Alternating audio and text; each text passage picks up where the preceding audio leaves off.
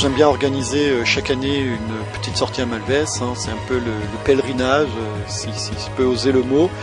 C'est vrai que retourner dans ce canyon par rapport à tout ce qu'on a vécu dedans, l'émotion que l'on a connue lors de la première, bon ben chaque année maintenant je reviens là avec les amis qui veulent pour découvrir ce rocher, ce ciel, les névés, ces grandes cascades, toute cette ambiance sauvage qui est absolument unique dans les Alpes du Sud.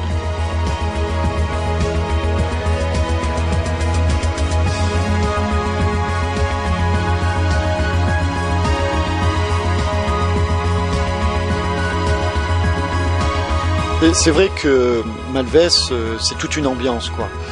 La première chose, c'est même en voiture. On arrive sur l'autoroute, on passe Digne et on voit au fond cette grande montagne, l'hiver qui est toute blanche, et on se demande qu'est-ce qu'il y a là-bas. Puis on fait la route qui n'en finit plus, et tout au bout, après une piste assez longue, on se gare. Et là, on va faire un long chemin, on va dormir en refuge, puis le lendemain, aux aurores, alors que le soleil se lève sur la crête, on va monter. On découvre cet amphithéâtre, on se demande comment on va passer, où on va aller, et tout cela pour découvrir ensuite un canyon unique qui, pour la partie haute, a quand même 17 cascades et qui en 2005 était encore complètement inconnu. Et donc c'est tous ces éléments ajoutés les uns aux autres qui donnent ce caractère unique, cette ambiance et cette émotion.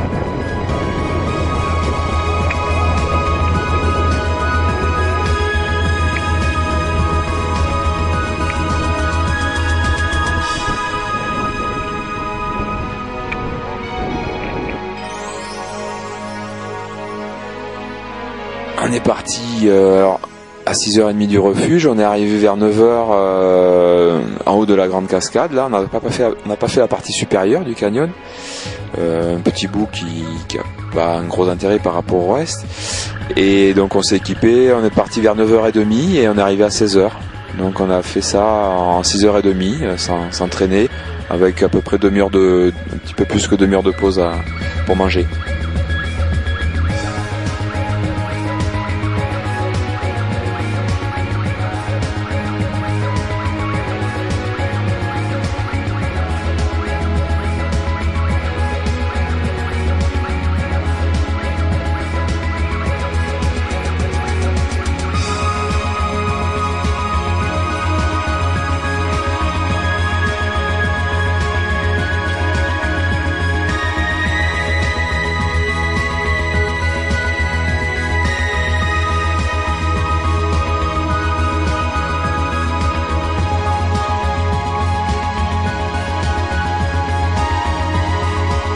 Donc c'est vrai que c'est un canyon qui n'est pas ouvert à tout le monde.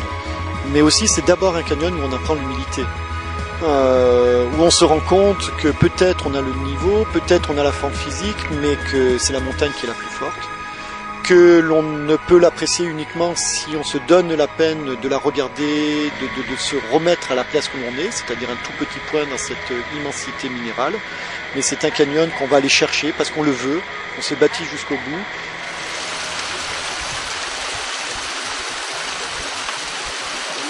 Allez.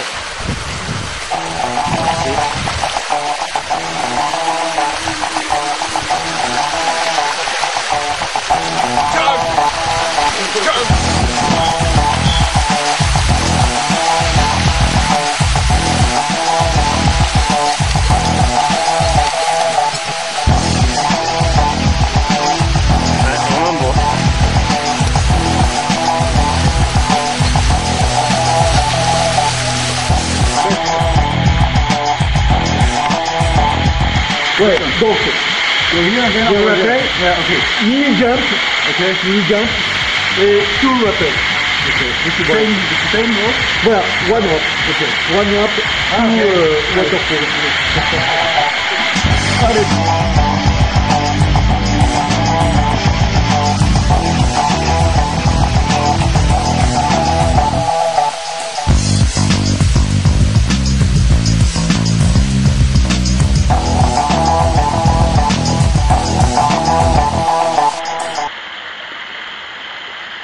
Alors déjà, paradoxalement, quand on fait une première, la première chose qui me vient à la tête, c'est qu'est-ce qu'on galère.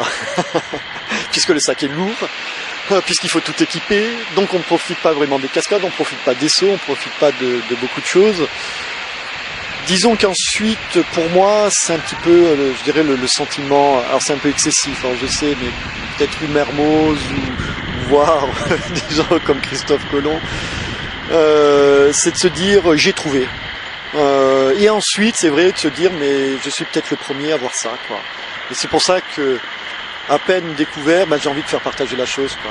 Ramener du monde. C'est vrai que j'ai pas envie de garder ce sentiment justement de supériorité, où moi j'ai une information, moi j'ai une connaissance que vous n'avez pas, où je la donnerai que compte-gouttes à ceux qui le méritent. C'est vraiment cette envie de la refaire vivre, la refaire partager, soit à travers l'écrit, soit à travers une sortie collective.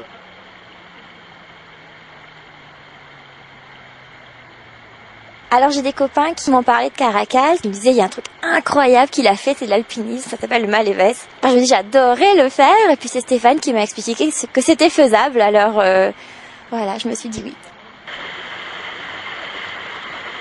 Alors le canyon était extraordinaire, parce qu'il était vraiment sauvage, avec quelques cascades sympas, une 120 mètres pas trop mal, mais au fur et à mesure qu'on avançait, c'était de plus en plus beau.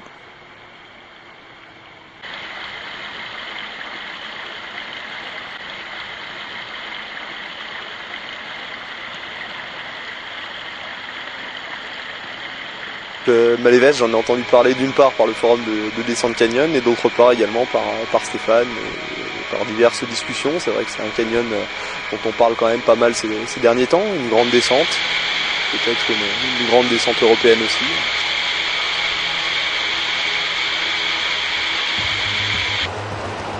C'est vrai que la course est quand même relativement longue, déjà ça rajoute à la difficulté. Après la difficulté technique n'est pas liée à l'eau, c'est vrai que c'est plus lié à tout ce qui est tout l'environnement, que ce soit sur l'approche avec la crête, que ce soit les parpaings qu'on peut se prendre sur la première partie avec des cascades qui sont dans un rocher un petit peu délité. Mais sinon non, au niveau du niveau d'eau on risque pas de se faire mal, enfin pas à cette période de l'année en tout cas. Et puis après bon, si on a la bonne météo et qu'on est parti suffisamment tôt, a priori normalement tout doit bien se passer. Ah, il y a quelques moments ludiques effectivement sur la fin, c'est vrai qu'il y a quelques petits sauts à faire, mais il y a quelques toboggans, certains peuvent même en trouver d'autres, il y en a qui peuvent arriver à tobogganer des trucs improbables, mais il y a quelques toboggans qui passent très bien même.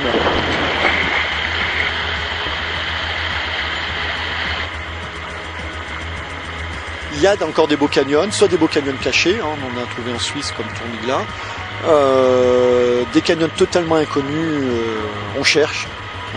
Mais on trouve de moins en moins. Je pense que c'était pas un des derniers, mais peut-être un des derniers grands moments de découverte en canyon en Europe, quoi.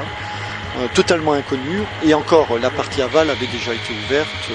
Nous n'avons fait que la partie amont, quoi. Nous, notre seul mérite, c'est d'avoir pris un jour notre sac, de l'avoir transporté pendant 7 heures, 35 kilos sur le dos, et d'avoir trouvé un passage dans une crête que l'on passait infranchissable.